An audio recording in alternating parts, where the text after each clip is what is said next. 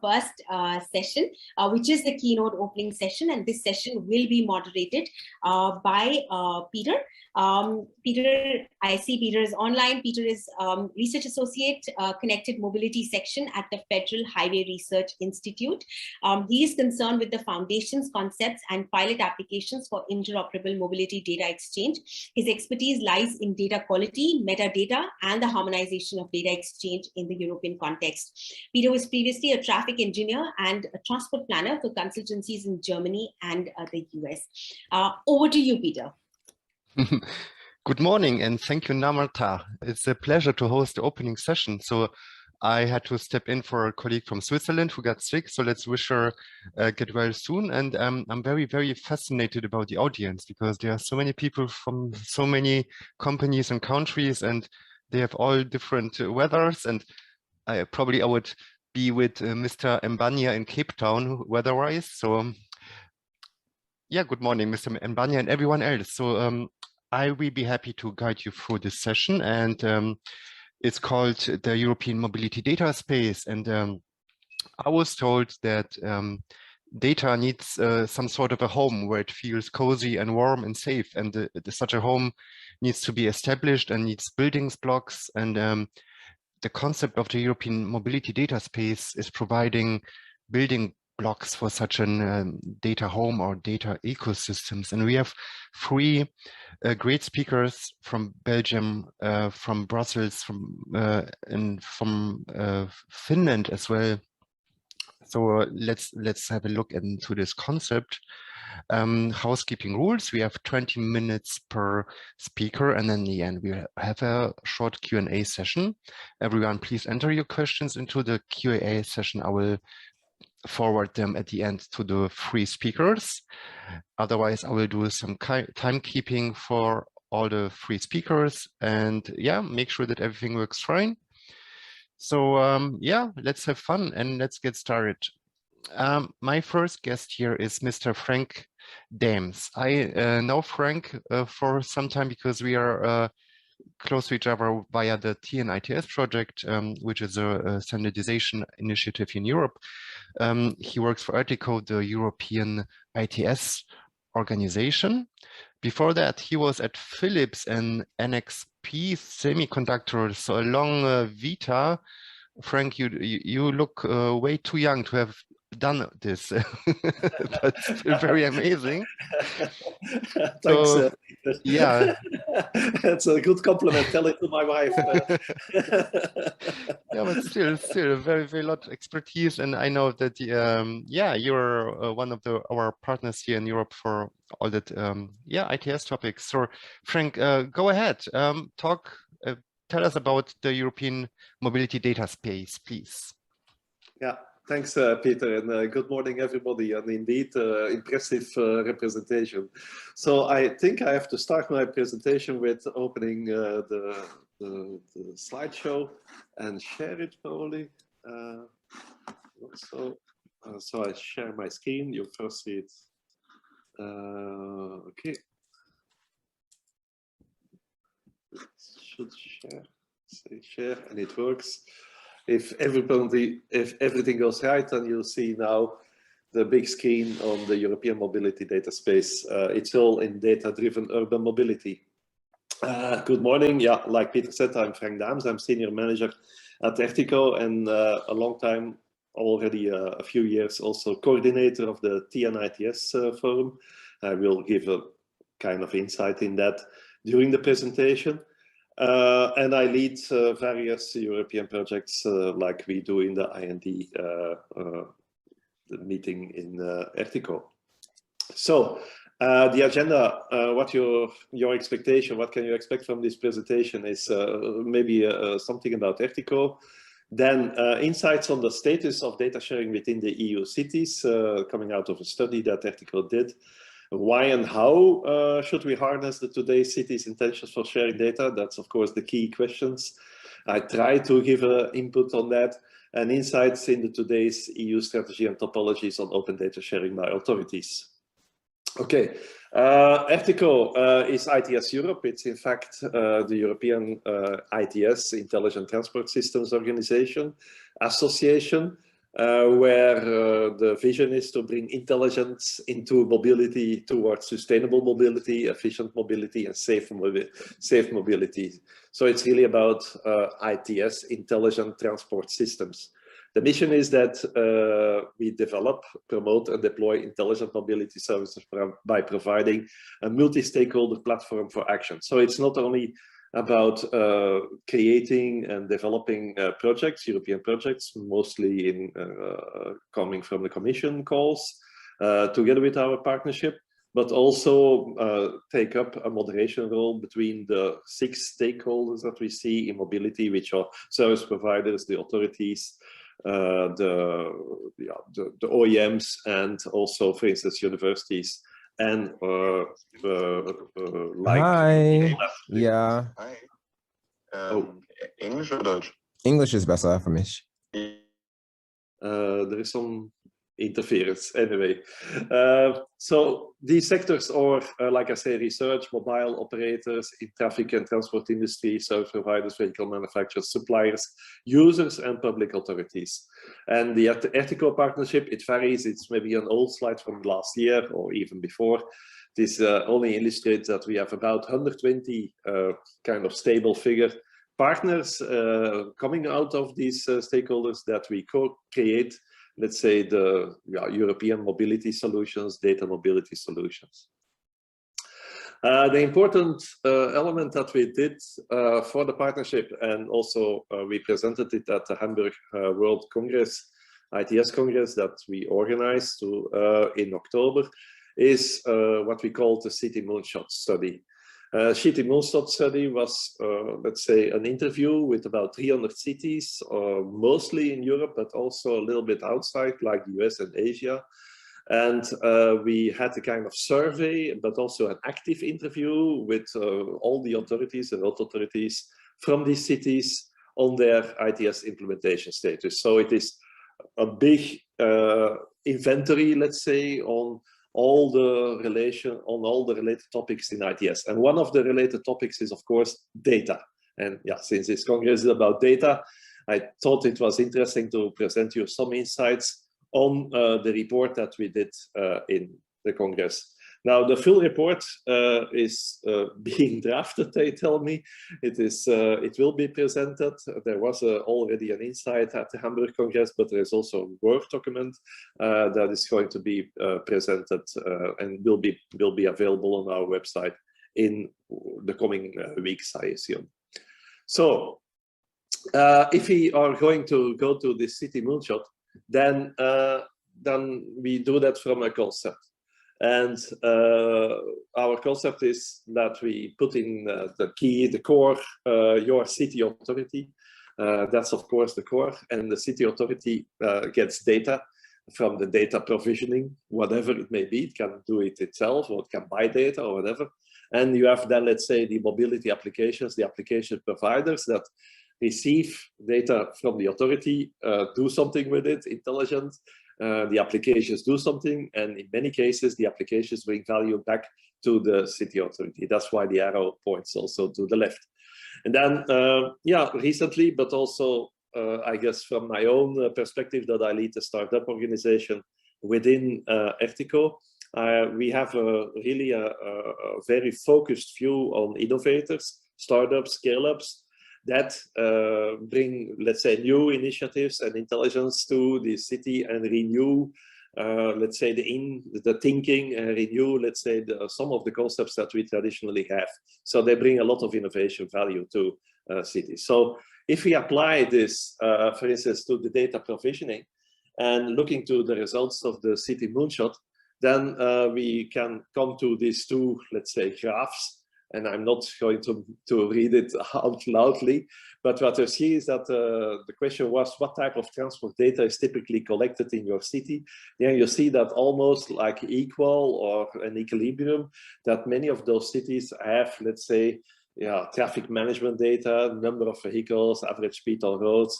You see that they all collect like an equal number of, so there is not really some data which is really outstanding or in focus. Now it is, they collect all types of data, and it is spread all over the different data types, I would say.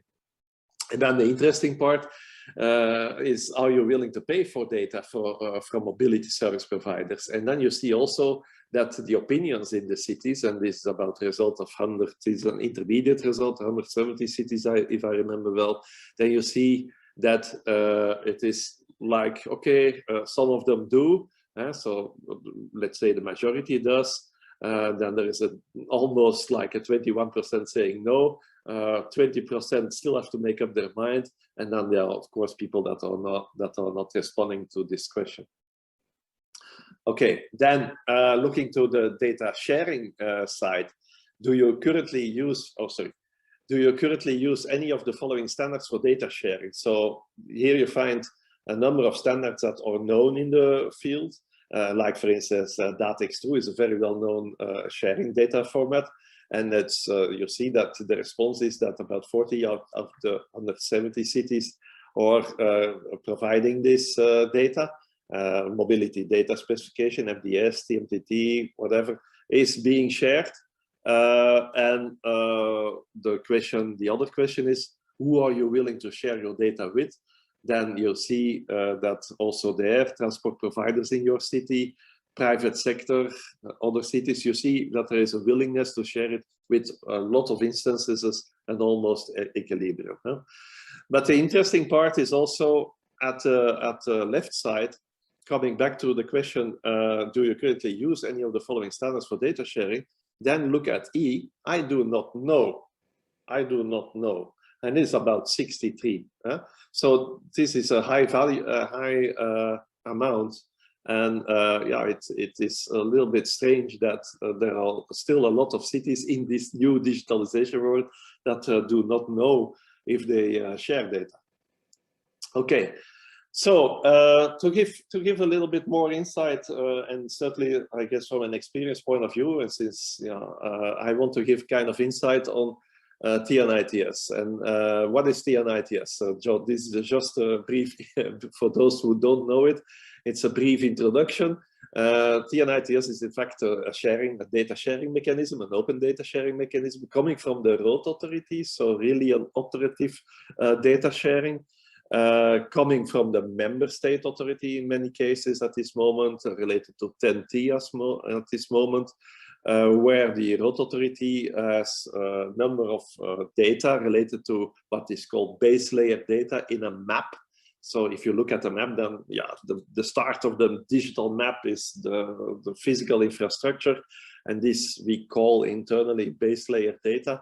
And the updates of that map that are generated by the authority, like for instance a new traffic sign saying at this corner of the street your speed limit is from now on 30 kilometers an hour. This update is then shared with the service providers that put it in a map, and then also provide this information further to the application providers.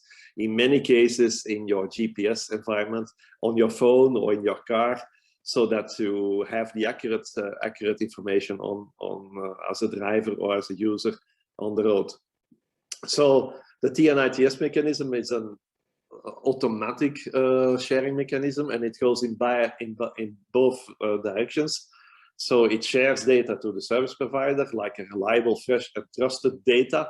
And the element trust is very important, because that exactly is the difference with this data and what all the other types of sharing data. Why is it trusted? Well, you can say it's already trusted because it originates from the authority. So you as an authority, so city authority, brings this data, and the idea is that this data is like a regulatory data to be used, to be followed, let's say, if it's regulated data or information data that can also be sourced from the authority. So, but the service provider in this contract also gives back information towards the authority, saying, okay, listen, we question, or we have maybe a problem, or we see maybe an inaccuracy on the data quality, maybe it is not really accurate, maybe the geoposition is not accurate, or maybe we see another information on the road. Well, this information is feeding back to the road authority so that the road authority gets information about, oh, maybe there is something wrong, or we can update it and bring the quality to a higher standard. So this is about the TINIS. And you see that I already mentioned in this slide that the road authority, besides the base layer data, has also traffic management data and other data sources, of course, that's going to be shared as well. And I'll come back to that in one of the next slides. So the reasons and why member state road authorities to implement TINIS interfaces today, and today there are 14 countries in Europe that are already implementing this interface. Why do they do it? And that's of course the reason. So it's all about the services that use the TINIS standard interface.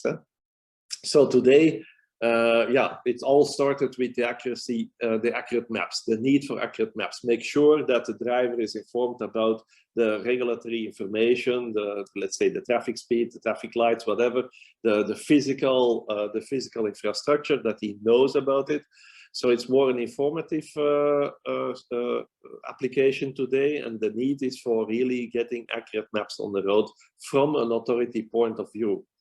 And tomorrow, of course, we believe that ISA, the intelligent speed advice and adaptation, should be guided by authoritative data, trusted authoritative data. And it's really a focus point that we work today on this step to harness the accuracy and the regulatory aspect of ISA via map updates. And then we also see that there is a big role for TINIS in automated drive, because imagine that an automated car needs to know what the regulations are. So today they can read it from, let's say, a physical sign on the road, but the idea is that TINIS provides this regulatory data as data towards these applications so that they know how to follow the regulations. So services using the TINIS standard interface are needed, an asset in the mobility data space. So it's European based. So for those people outside Europe, it's really an EU initiative coming from DG Move.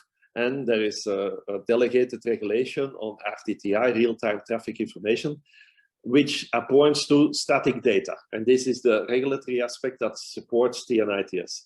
Standards, there is a CNECT 278 working group 7 that deals with this. And trust, the data originates from the public authority. So this is already a basis for trust. It's maybe not a complete element of trust, but it is at least a basis for trust. So it's a unique feature for this TINIS data. So this is just a case study. And so why should cities share data? So yeah, the whole thing is, of course, that they get something back. Yeah, they get the benefit back, and the benefit is, of course, not that they execute and the sharing of data. The data is going to be applied in applications to reach the city mobility goals, and we see a lot of those. For instance, traffic management, mobility as a service, parking, third parties and startups also provide new applications, and all these applications have an impact on Green Deal, the CO2 reduction, safety, livability, mobility, and logistics efficiency, and whatever. These applications address those city and let's say the societal aspects. And as you see in the right side, as ERTICO, we have a number of innovation platforms that support a lot of these applications. So for instance, TM 2.0 is a new way how to look to traffic management, Mass Alliance. And recently, we just starting up the EAVP, which is the European Automatic Valet Parking Association, where we look at automation in the core of a city, and where we attract a number of members, multi-stakeholder members, to discuss how we progress on that. Also, the startup activity is very important because they really bring innovation and really new ideas and new methodologies, new business models into that aspect. And therefore, we also have this startup activity launched within ERTICO. So have impact on those applications. That's the main message. Data controls the application. So if you provide the data, and if you manage the data, the application will react to that.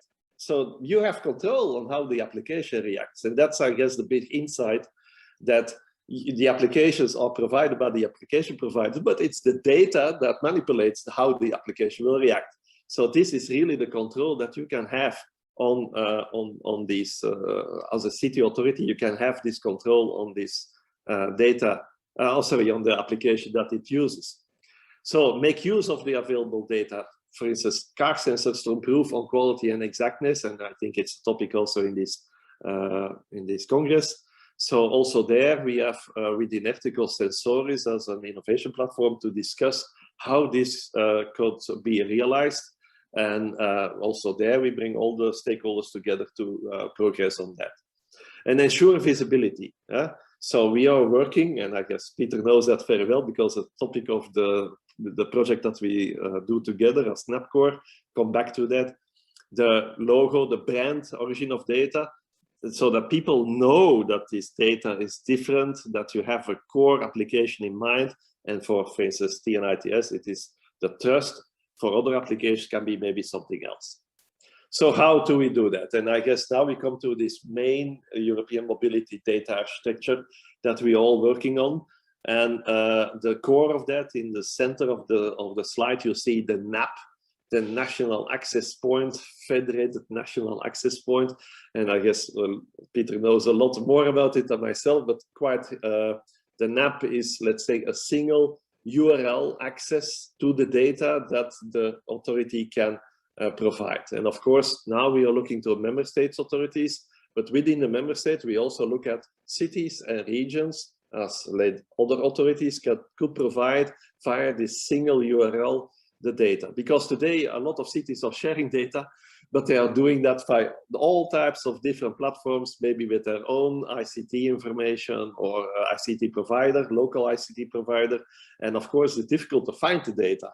So the NAP will definitely have a fantastic impact on, let's say, accessibility. And you have to know that today the National Access Point is not something new. Already a lot of countries are using NAP for sharing the data, and also within TINIS. Out of the 14 member states, we have about 9 member states using a National Access Point to provide that data. So, of course, if you're looking to the NAP core project, and the logo is at the right side at the bottom of this slide, this project is a new EIREAD project from the, let's say, the Commission, where all the member states of Europe are part of, together with the associated states, where we work together on establishing this federated structure, and where we work on this parallelized streams, the complementarity on data streams. And we see, in fact, 3 main topics on the RTTI, supported by the Real-Time Traffic Information Delegated Regulation, TINIS that I explained, and DATEX2 that most of you are familiar with, and other data sources like public transport data.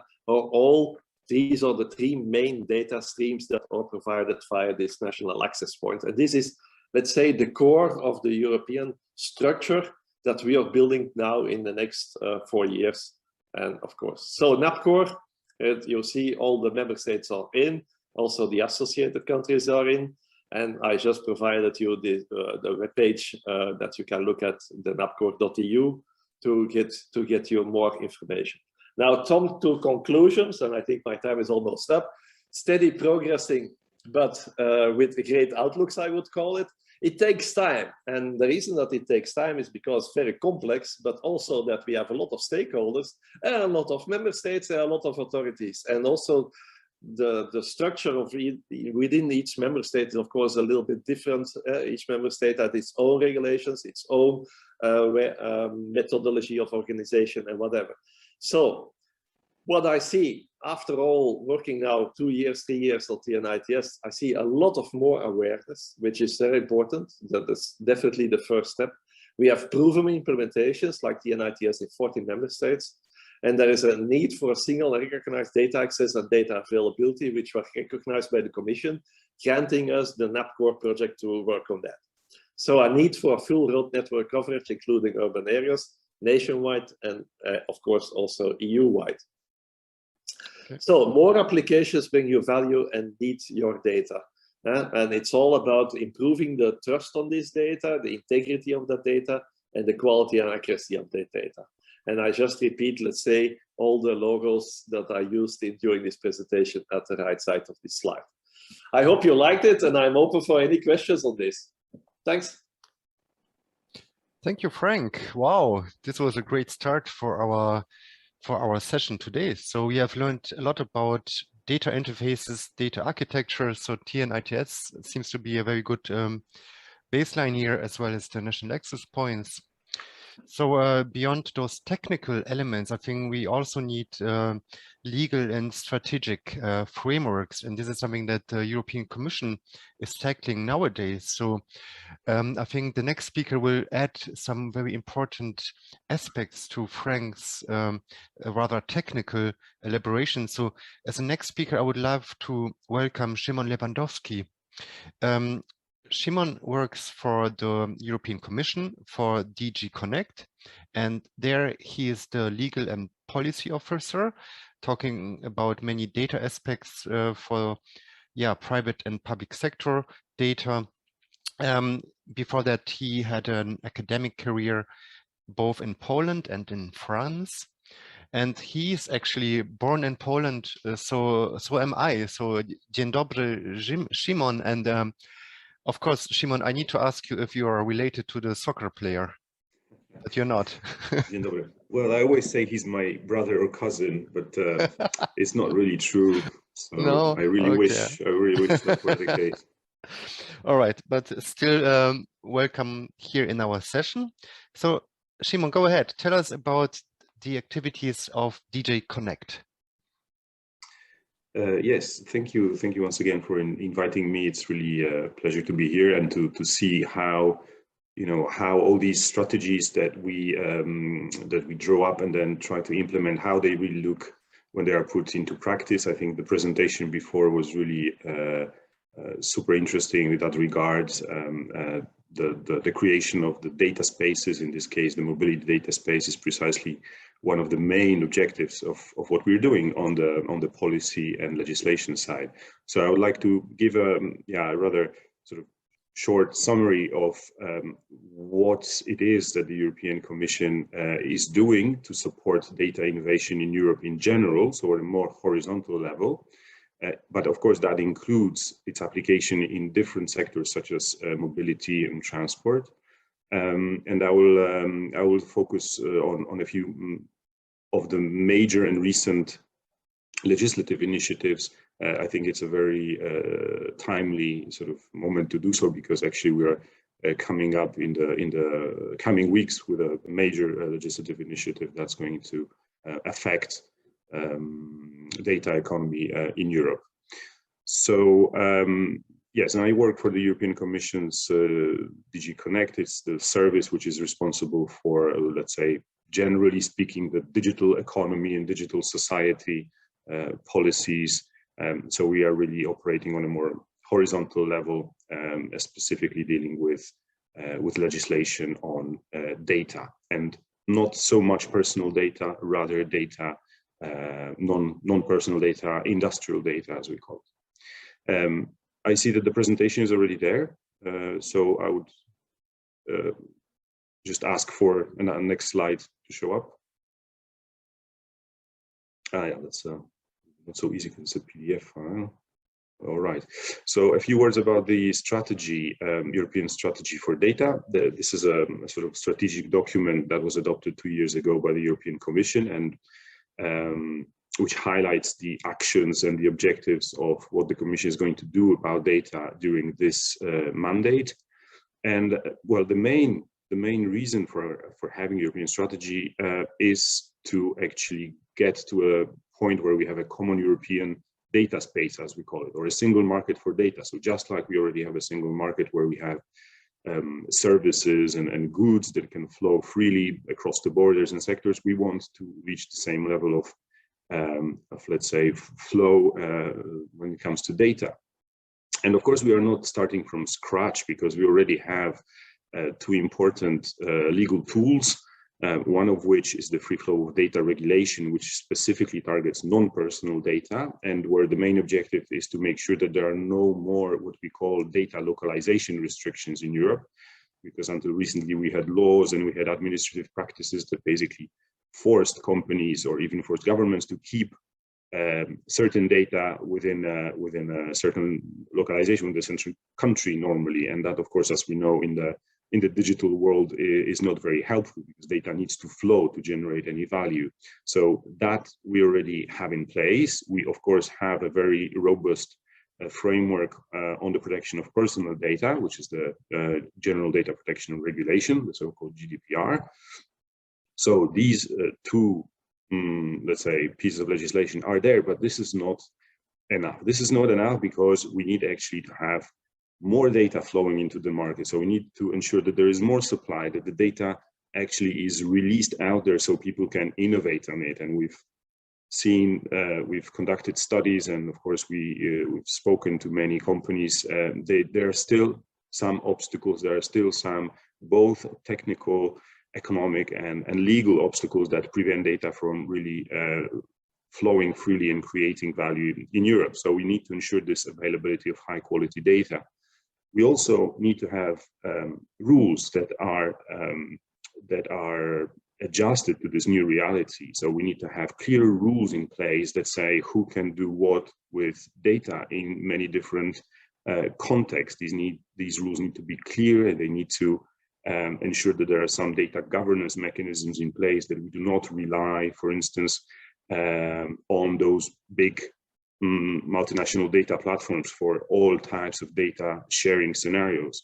And so that all, we think, is going to help us to benefit from what we call this second wave of data, the industrial data, because the first wave of data was the personal data, when our lives became really digital, when our online activities became so intense. And then we already know there are all these large companies, tech giants, that have managed to capture data and to do something with it. Now, we would like sort of the European economy to be able to benefit to a larger extent with this second wave of data that's coming up now, data coming from machines, from sensors, from IoT devices. So next slide, please.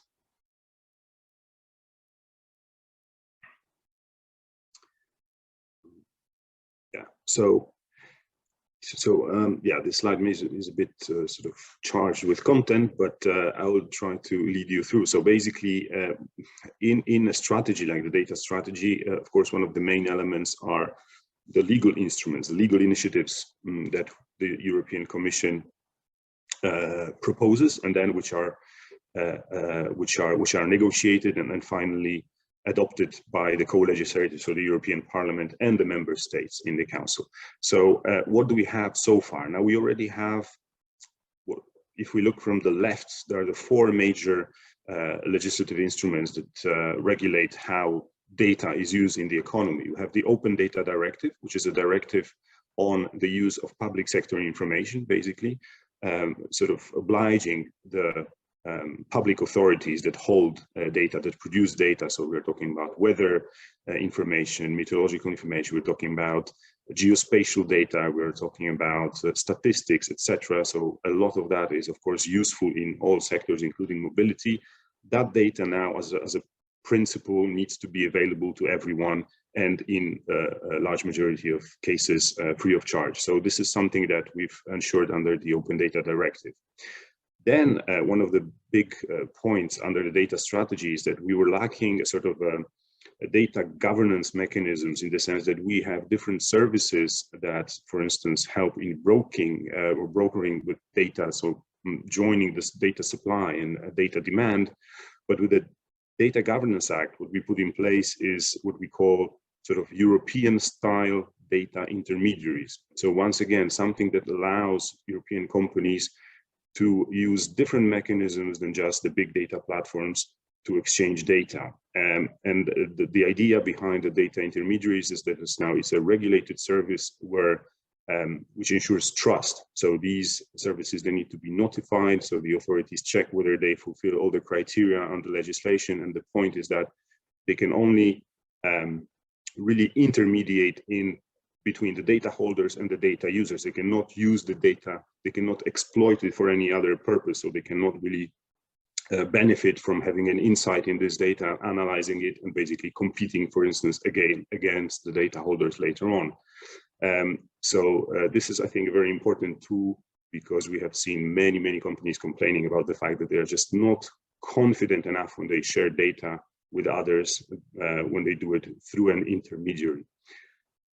The Data Act, the sort of the yellow-orange bubble there, is something that we are currently working on really now, and we think we should be able to present and publish a proposal in the coming weeks. So it's really going on now. It's a bigger thing. It's something that's actually going to put in place new rights on access to data in different scenarios, business to business, business to consumer, etc. But the main focus of that new law is going to be on data coming from connected devices, so data which is machine generated. And of course, we are also going to look at other elements which are necessary for successful data economy, like interoperability, like the role of data processing infrastructures, the cloud. And finally, we have the Digital Markets Act, which is a proposal which is currently being negotiated, which is currently being looked at by the European Parliament and the Council. And this is a piece of legislation that's specifically targeting the so-called gatekeepers. So those all big online platforms that have such power that they can actually influence, and also in a negative way, influence competition in the digital economy. And there are some rules specifically targeting those gatekeepers, basically making them more transparent about what they do with data, ensuring that companies and individuals that use these platforms to process, to store their data, can actually port their data and access their own data. So there are some rules that simply make sure that the operation of these gatekeepers is going to be a bit more fair and just, and ensure a bit more competition in the digital world.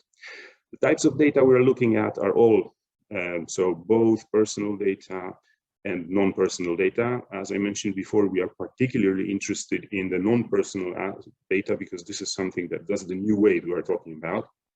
And of course, public sector data is also something that can bring a lot of value. And that's also because on personal data, we already have a very strong framework, which is the GDPR, which has been in place since 2018. And we are all basically already getting used to it. So we now need to ensure that that there are other instruments that allow us to make sure that this non-personal data, which is coming up now as a new valuable resource, can be properly exploited. As for the main actors that are targeted by this legislation, again, the Digital Markets Act, that's mostly gatekeepers, big online platforms.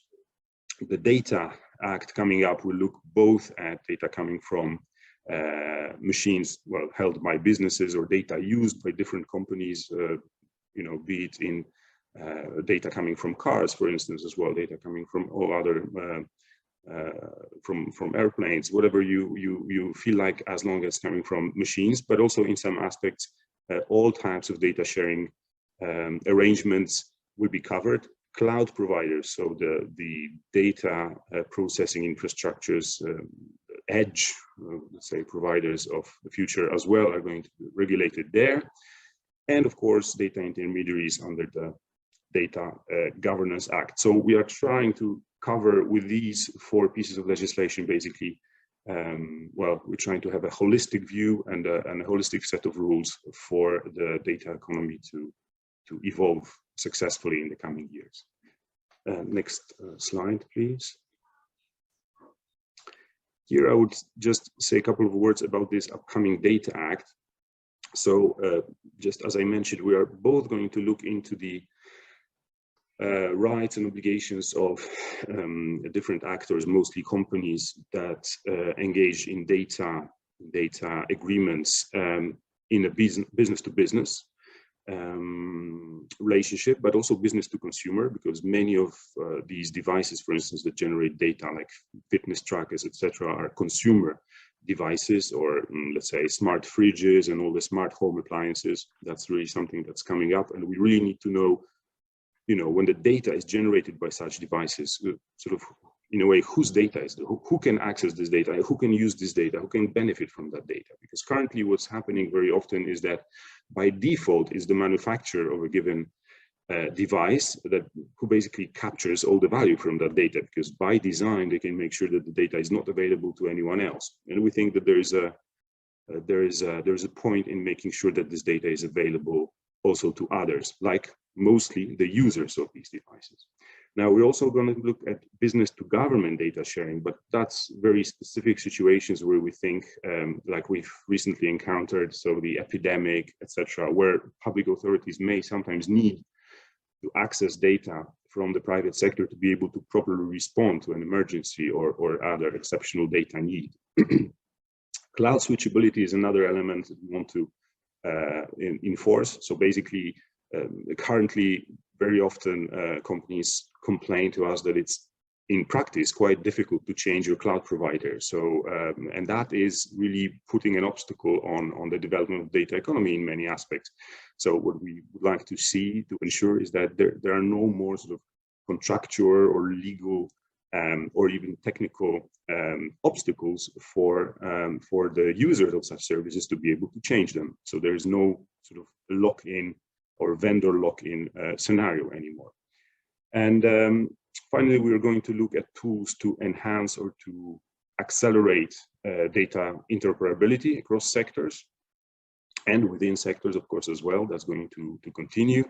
And we will review at the database directive. We have a directive which is already pretty old, but where there's a specific right that only exists in Europe, which is a sui generis right on databases. And we just want to make sure that this right, this intellectual property right, is not interpreted or is not used in a way that would prevent those new access rights to data generated from machines under the Data Act. Next slide, please. Now, moving away from legislation, this is to say, and already we've heard a lot about the mobility data space before, but indeed the idea is that the development of the data economy in Europe should start at the sectoral level, because it's there where we already have standards, we have interoperability rules, we have, let's say, consortia or partners, so companies and research institutes already operating. Normally that starts at the sectoral level. So we have that in the mobility field, we have that in the health area, financial services, agriculture, and so on. So we are going to start really by building sectoral data spaces first, to reach to that common data space or a single market for data, which is the overall objective. Next slide, please. So what are these data spaces? Just very briefly, because very often we say, well, we would like to have a data space here and there in this sector and that sector. So it's obviously much more than just an infrastructure. It's not just some sort of a database that collects data within a given theme. Of course, infrastructure is important, but we also need those governance mechanisms. So basically rules that say who can do what with data under which conditions. We also need to ensure that the data holders are always in control, that they don't just pull the data and it becomes some sort of publicly available open data, because this is not the idea. The idea is to enhance collaboration between stakeholders in a completely voluntary manner. So it's for them to have an incentive to pool the data, to exchange the data, both for sort of non-commercial purposes like research, but also for purely commercial purposes. So the data can be open, but does not to be open. The idea is that really there needs to be more data sharing, more data processing, more data exploitation in Europe to generate new business cases, new use cases. And these data spaces are open to a sort of unlimited number of organizations. That's how they need to be thought of. So it's not really some sort of closed consortia that we try to create, but something that would operate, and we have already seen in the presentation before, it's something that should operate across borders, first of all, in Europe. That's very important. And also ultimately across sectors, because a lot of value can be created by joining and mixing up data from across different sectors. Next slide, please. That is going to be just the last slide. This is just to remind that if anyone's interested, Of course, apart from legislation, we also have financial support programs, which where you can apply in open calls to participate and to build up those data spaces for mobility. Of course, a lot of them are building up already, sort of organically, naturally, without such support. But additionally, there's also a possibility to get EU funding for joining the European Common Data Space for Mobility, and there is currently a call which is open, which you can find online, which is open until the 22nd of February. So, of course, if anyone interested and willing, I can only recommend trying to join forces with others and take part. And that would be all from me. Thank you for your attention. I hope it was not too sort of abstract and complicated. And if you have any specific questions, well, I'm still here for a while, but my email address is there, so don't hesitate. Thank you. Okay, Szymon, I don't think this was too abstract, so I understood correctly. And yeah, nice to see what is happening in Brussels. So there are many frameworks going on, and I hope, yeah, everything works fine to make the data ecosystems, yeah, fit together in Europe. So we had to look at the, let's see, at the more regulative side. We have a speaker from Finland, which is Maria Rautavirta. She is at the Ministry of Transport and Communications, working for the data business unit. And as a side note, I noticed very often that the ministries or the, let's say the departments working on those topics, very often they do both. They do the transport aspects and they do IT aspects. So in Germany, our ministry is called the Ministry for Digital Matters and Transportation, and in Finland it's called the Ministry for Transport and Communication. So it seems there is some sort of a consolidation going on, which I think is very interesting. So let's hear what is happening in Finland. Maria, she works for the strategic development of data economy initiatives and regulative frameworks. So let's find out what we learn from the Finnish side. So Maria, tell us more. Yeah, from your ministry perspective. Yes, thank you, and very nice to see you all, also in this virtual content. Yeah, Maria, 1 second, please. You're a little quiet, so maybe you step closer to the microphone. Okay, now better? It's a little better, thank you. Yes, okay. So yes, Maria Rautavirta from the Ministry of Transport and Communications, and I think I position myself between Frank and Szymon, so I am responsible on getting the policies done right, as well as seeing that the structural elements for delivering the data spaces will happen within the national as well as in the cooperative manner within EU as a whole. So how we kind of picture also our role in the administration is making our nation ready for the systemic change, and this is also the reality behind the mobility data space and all the policies we are doing, so that we are actually in the enabling business as the government wishes to see itself. So we are building the foundation for new solutions and the new way of doing things, which is highly influenced with the data, AI, use of digital and automated means.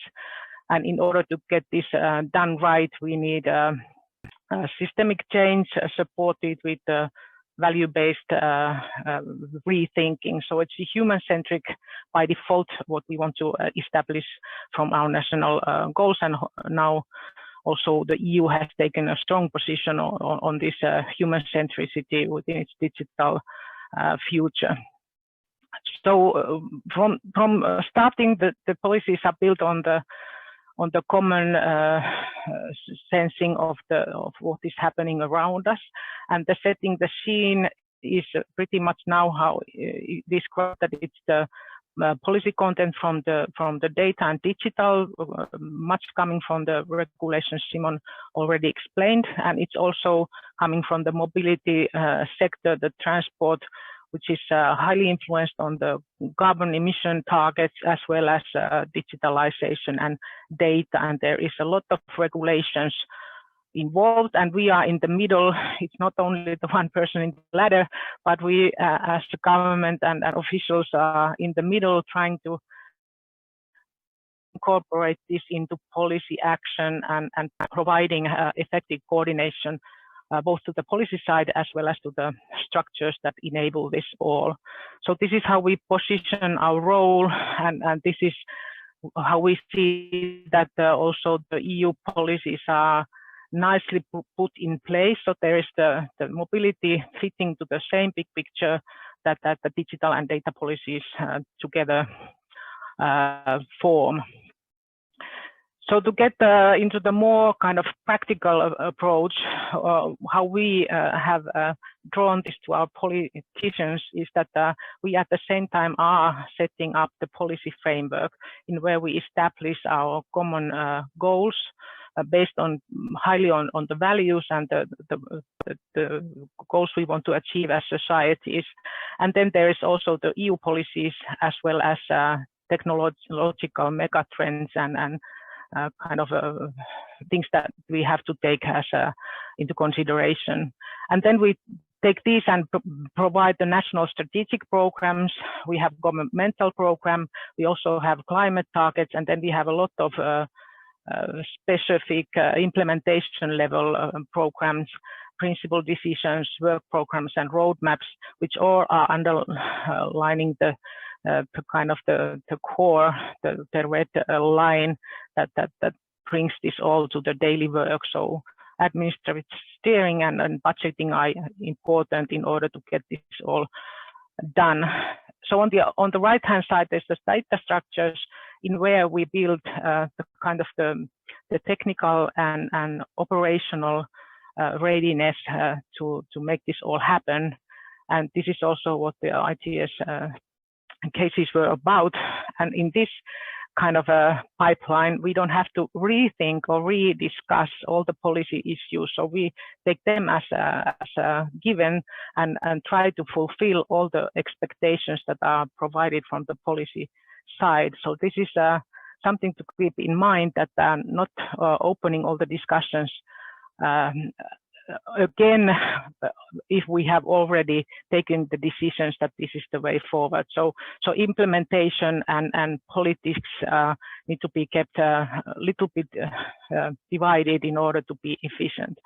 So in this data structures pipeline, we then provide basically all the elements that databases are constructed of, and the data models, agreements, rule book, and such we have to do with broad cooperation with stakeholders, and this is also cross-border cooperation to the widest extent. So this is not anything that the Finland or any other member state or even continent can do themselves.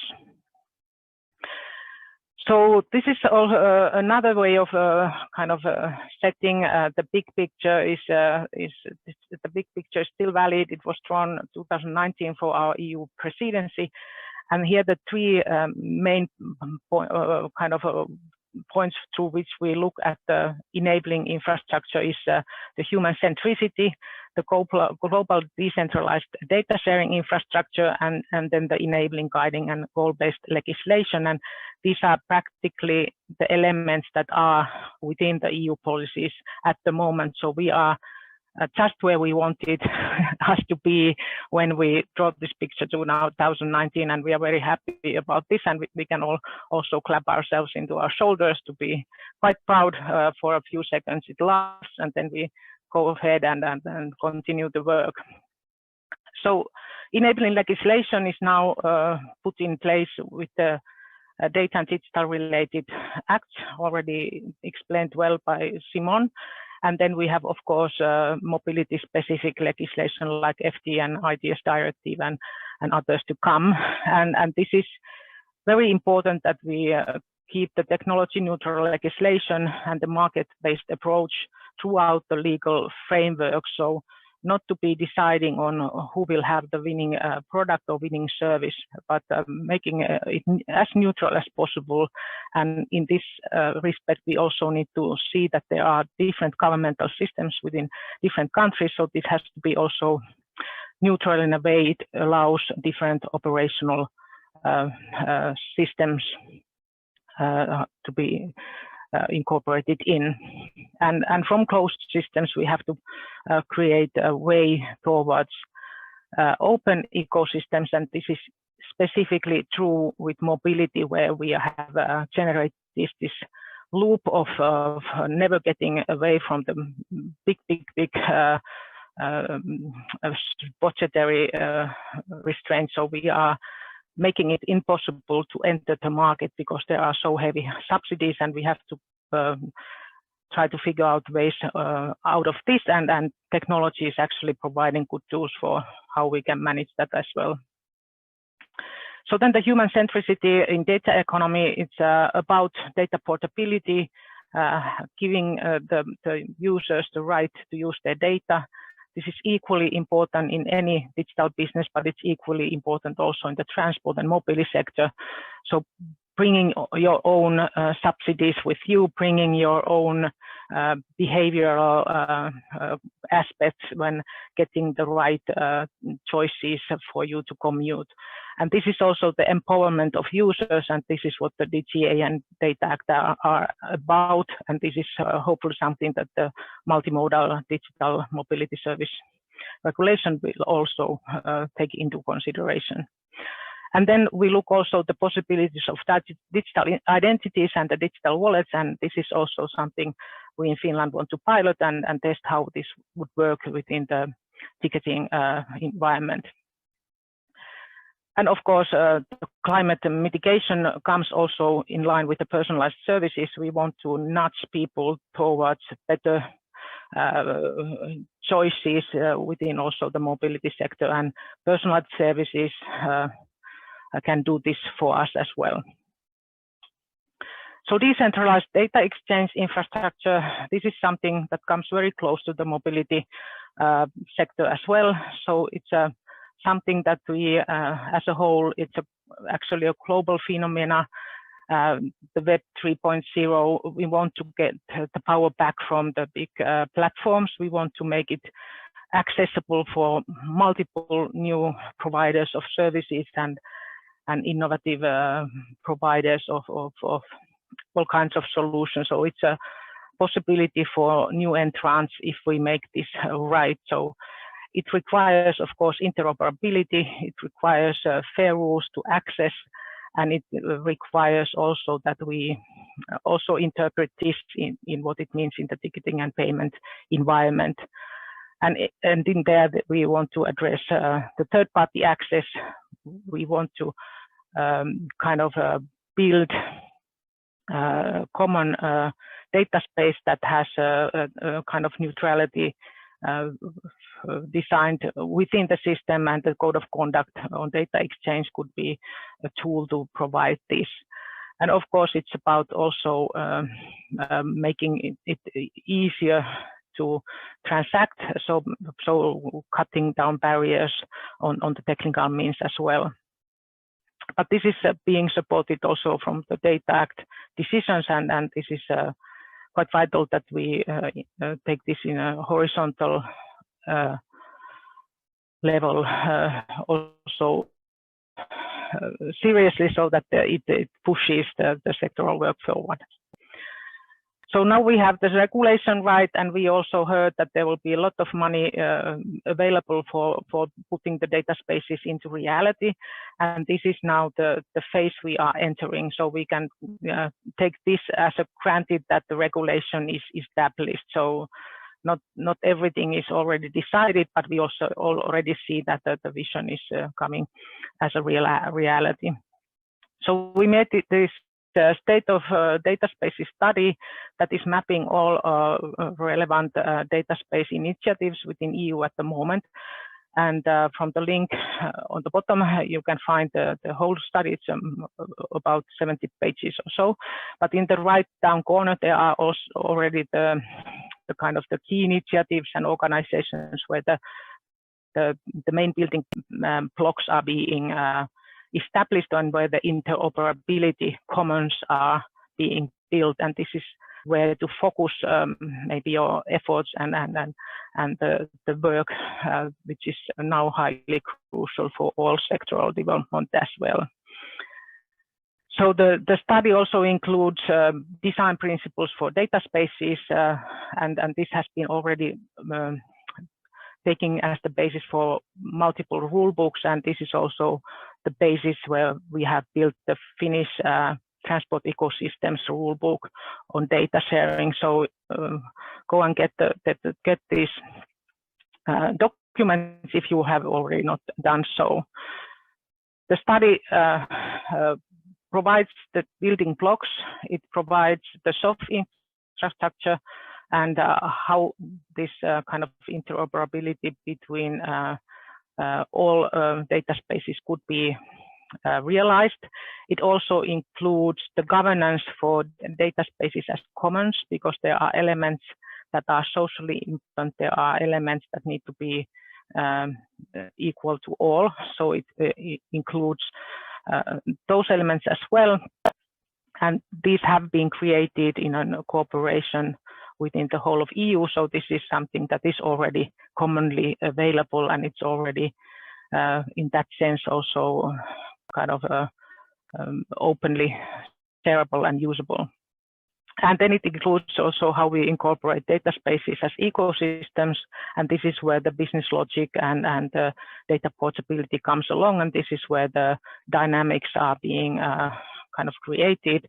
So this is the kind of the three pieces of the big puzzle, and the way we have tried to elaborate the building blocks is maybe also a good checklist for taking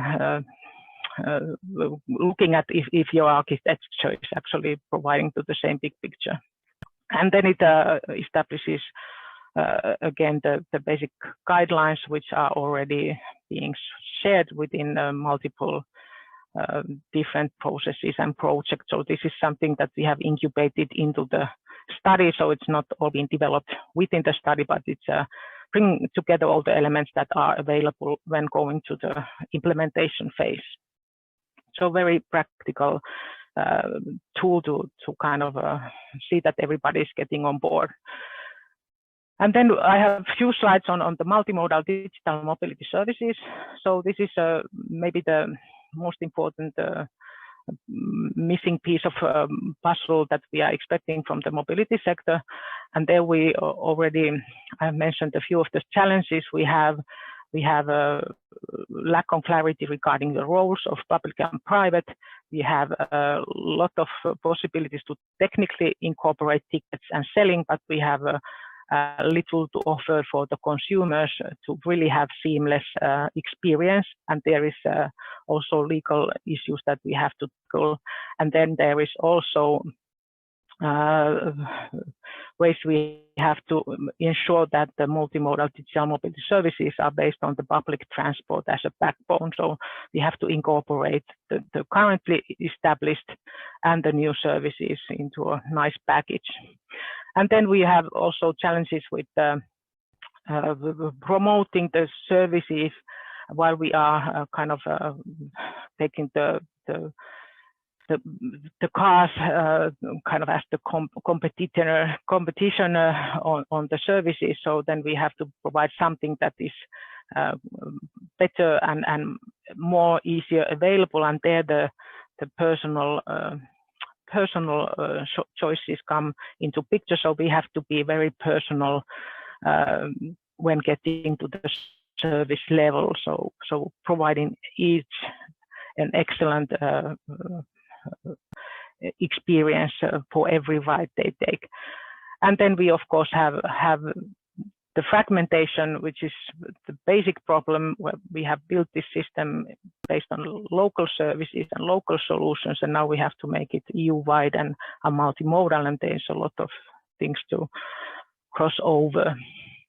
So this was pretty much what I had in mind, telling about how we have tried to come from the big picture to the the grassroots level, and on these foundations we find that the feature will then build itself if we get the basis right. So this is where we want to be efficient, and this is what we want to achieve. So thank you.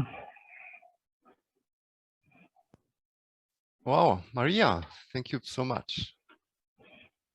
Yeah, so let's take a deep breath. I think we learned a lot about regulations, frameworks, now to engage those public and private data actors for different mobility use cases. And I'm very happy from Maria that she pointed out some use cases more in the public transport and multimodal sectors. So here you see how much relevance such frameworks have. So I would use the remaining minutes for wrapping up and questions. So as I can see in the chat, there are, I don't see any questions explicitly. There is one comment that we may use to formulate a question. So I read one person wrote in the chat that we experience that the line between non-personal and personal data is very thin, as GDPR, the European Data Privacy Regulation, emphasizes the traceability of data to persons. So maybe we use this as a question. And my question that I have, because I don't see any other questions, is, well, we have learned about European frameworks and concepts and architecture. So, but we have a global audience here in this session. So I wonder how we can look outside the box and maybe look at ways to engage the global data community, because data doesn't stop at European borders, but goes around the globe and is covered and handled by global IT companies, which you all know. So my question is the same for all of you three, and I will start with Frank. Frank, how do you see the global side? So do you exchange TN ITS data with Google, for example, or how do you make sure that the data ecosystems are growing beyond Europe? Frank? Yeah, that's a very good question, I guess. Yeah, I really presented the EU side. Yeah, we have some insights since ERTICO works together with, for instance, ITS USA and also Asia and Australia. And in fact, we see various attempts on the same lines, I would say. So it is, of course, our infrastructure that we now built with these national access points is probably quite unique in Europe, and of course started from the member states, and of course in the USA it can be a little bit different. We are quite also looking to cooperations on HD maps. I think we have a kind of past where we look at the maps that we are already done out of the, let's say, the projects that we did in the past, starting already in 2004, by the way. So it is a long evolution that we went through, and of course we take this legacy with us. But now recently, I guess, if you look to HD maps and the need for more detailed data on the road, let's say building the real digital twin, fulfilling automation, we are quite in, let's say, on talking expertise together, bringing experts together. And in fact, also our World Congresses are a unique opportunity to discuss these items, like we did, for instance, in Hamburg in October. We are also working with some projects, for instance, now in Australia, for instance, where we work with Queensland on looking at how we can jointly develop, for instance, AB map related data, and how we can improve on the sharing mechanism, all the aspects of the data chain itself, how we can improve the data chain elements, because this is still a lot of experience that is lacking. And of course, we are looking to other countries, okay, Japan, Australia, like I say, to see what they are doing. So okay, yeah, there is no, I don't think that we have today an attempt that we combine like a world standard or something. There's something going on like that. Okay, Frank, so happy to hear that you're also working on non-European initiative. So I think you're doing you're going the right direction. And maybe from the legal and policy perspective, Szymon, what about the GDPR? I know it's a very famous or sometimes infamous European regulation, but data privacy and data protection also relates to data that goes outside Europe or is exchanged with IT businesses outside of Europe. How much control or how much policy can we actually do when talking about those global IT businesses? Do you have an approach for this, Szymon? Well, I think that we have indeed mechanisms in place to ensure, well, we have to start from, let's say, admitting that data protection, personal data protection is one of the fundamental rights in Europe. So it's very important. It's really one of those key interests that we need to, and key values that we need to ensure are respected. And this is why we have the mechanisms under the general data protection to ensure that whenever data travels, it has to, even if it travels across the ocean, let's say, it has to be in conformity with European rules and values. So that obviously takes time in terms of these mechanisms need to be negotiated, they need to be approved, and as we see, they can be still challenged in front of the courts. So it will take time. I think we need to see that the data protection rules are relatively new. So the general data protection regulation and all the authorities that are implementing it, I think in the current phase, of course, they need to be a bit more sort of defensive and protective of this framework. But I think with time, we will see a certain adjustment.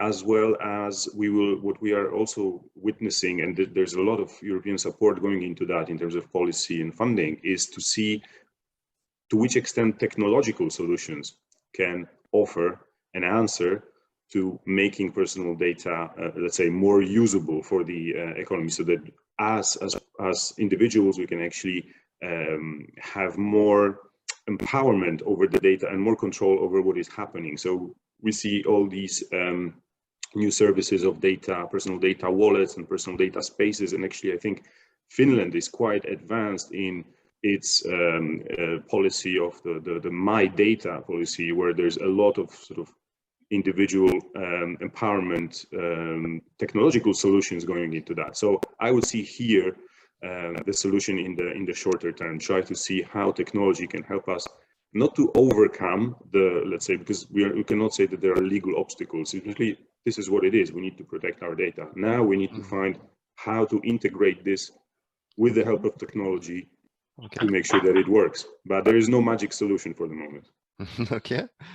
All right, but we are working on this. Thank you, Szymon. So it's all about data control and data empowerment with the help of technology.